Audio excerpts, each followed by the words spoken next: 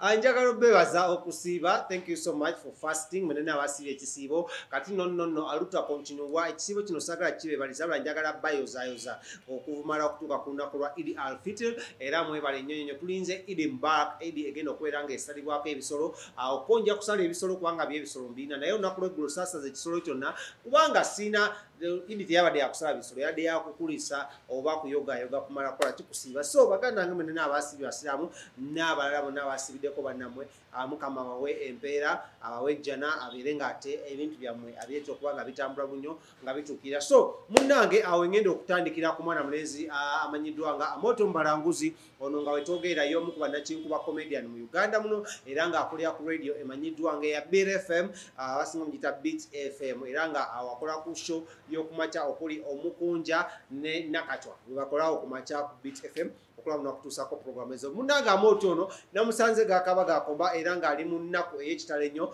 reason being basiraamu bannaffe abooluganda assalamu alaikum mwaganye okuyita omukulu amanyiddwa nga Amooti Omubalanguzi ow'Amalola family yagambye ku basiraamu abangi ennyo balina mu ggwanga lya Uganda ba ajati ba imaamu abawalimu bamasheyi kwegamba mwenna mwaganye omuyita era twamusanze ali ku luguudo atambuza bigere traffic emotoka yegikutte nemugamba Amooti what's going on kyekigenda basaga first of all kino eno Idi yakubiri bukyanga tuva mu mbeera yaki ya covid bukyanga tugiyingira sorry naye nkugambye eri yasooka mu covid naye mbitegera ne kati sikyabitegeera tewali n'omu ku basiraamu bannanga abooluganda yampise nemugamba banze nkuyite n'agamba gwe toli sheikh toli muwalimu toli osheikh nemugamba ndi musiraamu n'agamba nedda ssebo gwesi naawe neŋŋamba owaayi omusajja kamuleke naye akutuseko Amooti ng'agezaako okutunyonyola ku bigenda mu maaso mu bulamu bwe ate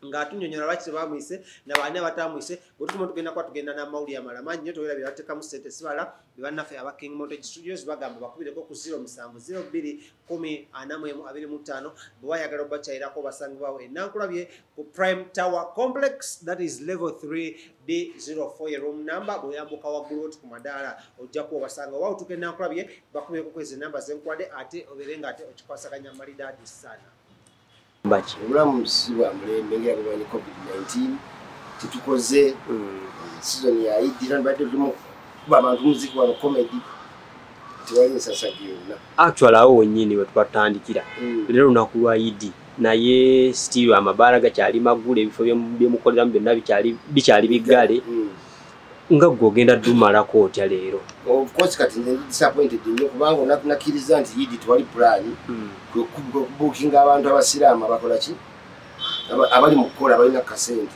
naye bonna kati Eid etuuse amasimu gakuba lekakola ki bagajjeeko mwali mwalagaana twalagaana mbagamba balina Eid sinayo plan ngenda kujja Eid nkole ki njiriire eyo ne bakkiriza owulidde kati nze budda plan nzukuse ku makya nvudde nomujemu bannange omaze okukola byokola okutandika okukuba essimu maze okukola byenkola amasimu ngakuba ndaliko okwesetinga ndye piraawo kwegali amasimu bagajjeeko baani abo kuliko omukulu omu bamuyita Sula agisula essimu agijjeeko simu teriiko agitwaha naye agijjeeko owulidde bayingiridde ensiko kati sitegeera kyakola oba bakutya nti olya nnyo kati nsigaza genda ndoza kugenda kulaba ngenda kucekinga eri mu maka g'omugenzi muzaata ndabe ekiriyo eyo sijja kuba busimu ngenda bugenzi wakati n'ebintu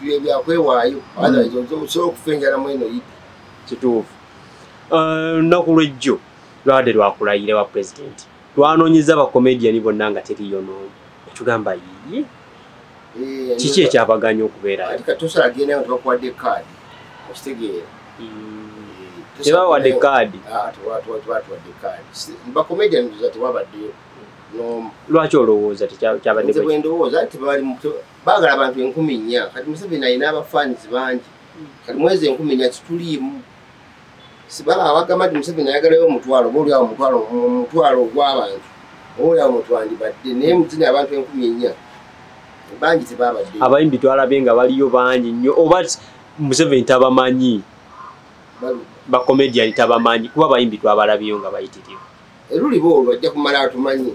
Bajja kumala tumanyi wakati tunafuna muntu yeyo kya. Sinafuna muntu mu department yafu naye kumako omuliro manya nti embeera gyali musenungi boli awo muzaya jatujjukira. Naye tunoonya omuntu yekyoma buli muntu awuga nyine ebyokukola simanya ati nsooka okumiikirize. Okay. Awo wennyini olowooza nga ggwe biki President Museveni byanditandikiddeko mu nnaku 10 oluvannyuma lw'okulayira? Tuyitayo kutaba artist bakole. Kubanga bwe tukola tulina abantu betuwa emirimu. Ate betuwa emirimu abo naye kimuyambako ku pressure ekka ey'abavubuka okubeera nga banyiiga okuba nti balina kyokkola.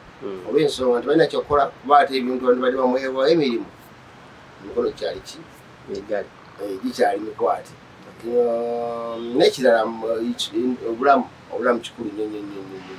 Bw'aba asobola amalwaliro ateekeyo kamera. Kamera ezo wazidirect paka ku State House balabe engeri abantu gye babayisaamu malwaliro ag'enjawulo. Okitegeera. Okay. Awo wennyini tulabye obudde buno bwe tulimu abantu baproposinga baawukana naye ggwe tetukulaba kiki? Ati opoproposing ate ne mwawukana nze si proposinganga nze nasalawo okitegeera. Wala proposinga ne baawukana kuba abantu abamu aproposinga nga aliko pressure yogamba nti omukazi ono alabika bagenda muntwalako okitegeera kanyanguyanguye mangu ebintu ebyo bwe biti laavu ya pressure eyo tetera kuwangaala okitegeera. Goli contented tolina pressure yonna. Tetuli bawulira naawe. Omukyala we amanyi abakyala beesunga nnyo eryo essanyu gwe oli mummidde ddala. Mama w'abaana bwebugamba nti bawulira twetegeera kintu twakigala tetulina pressure. Olidde emmere y'abantu nnyingi nnyo gwe toyagala balye yiyo. Of course era nawaabwe nabanyonyola dde ekisaala kiddamu nabakola byakwanjula era abanja kulanga naye katusobola kukola kwanjula mwene embeera ya covid okitegeedde abantu bangi abanjagadde okubeera mu kwanjulako oba mu mbagayo nyo olwokuba nti embeera ya covid tebakkiriza kola ki bino bijja kuggwa okola omukolo obulungi nnyo saagala ate omukolo gubeereko mu moboko g'aba Top TV mba njagala ate sigukolebwe alijazira CNN nga bali ku ekyo bali ku mukolo gwa Amooti. Wasiri wa raisi. Tokisusizaamu Amooti. Ate ekyo bwe kiri ate teri kuyinza mutabiri katono. Alijazira zino okubeera mu CNN byakinani okwanjula kwa mutawaana nnyongera bw'omanyi. Nga mu mwaka gw'okumeka. Anti kati tumanyi muzeeyi wange. Osobola okwogera omwaka bwe guti ekiro kino kikusibya. Tegedde gavumenti gitaddemu ebigambo situmanyi bwe bagenda tuta. Naye gwe okoze otya okubeera nti nno obufumbo obuli secret omukyala wo teri amumanyi naye bakomediani banno babalaga twakalaba Taata Sam emabegakaawo yafunye aba. Kati bw'okola erinnya buli kintu ssente okolaba ku mukazi ssente ate okoze erinnya ate omukazi omujaajami omulaga ogenda obuzuuma naye oddeeyo owulidde nanga nti banalaba ku mukazi wa Amooti okuyingira emitwalo egyegi nakyo jakiteekawo ekivulu kisoboka bw'obeera sereni buli kintu kiba kitunda. Lwakwala mu Uganda abantu bazalawa neri mu America omukazi ajjamu empale n'agikasuka serindi yo nakajjamu empale n'agikasuka abantu bagibuulira bagiyayanira ne wano kazalinda ajjamu empale n'agikasuka mu bantu ng'omanyi ensasa geebeeraawo bakola batya bali gya Jasmine wano abantu bazala buzalibwa serebu baffe ne batubala mu magezi naye luli boolwo nga tumaliriza Amooti. Kalowoozo ki koyinza okuwa obudde buno omwami Daddy Andre nga buli mukyala gwafuna yagenda agamba bamunoonyaako hiiti. Ensonga ezo ez'obufumo ekijja ziyingiramu eza Daddy Andre kubanga yasinga ozitegeera gwemina okulumbisa kubanga tosobola kubeera eno nansana nalinga okwogera ku bintu bya Daddy Andre yasinga obitegeera tosobola kumanya tosobola kusala gwakawala ntubudde gwakayenzi tuyinza okubanga amayibyo obuzibu buli kubawala oba buli ku Daddy Andre so tukiwa obudde ekituufu kijja kuzuuka aliko obuzibu ojja kwetereeza mpolampola naye sina kyinza komentinga ku bintu ebyo ebigambo ebisembayo olugamba nti kibyate nonsanga nkyanga bali bonna ebigambo ebisembayo bane abantu mbagaliza idi ennungi mugende maaso n'okwagala Amooti n'okumuwagira ttiimu yonna eya New Amara Production Wakajali abagala mugende ku Facebook page zaffe Amooti Omubalanguzi Wakajali YouTube naye waka gyali tetunda zikiza gye tuli Okay. kapake kitwakawadde gye kayakaidi.